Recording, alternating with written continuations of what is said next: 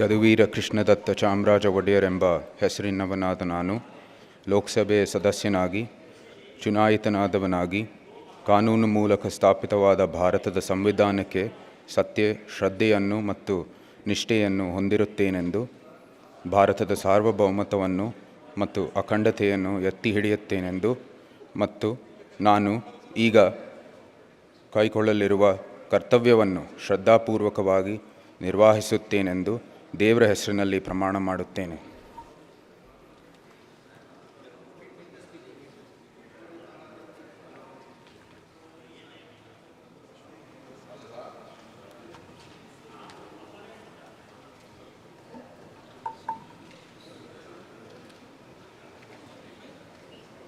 Shri Sunil Bose.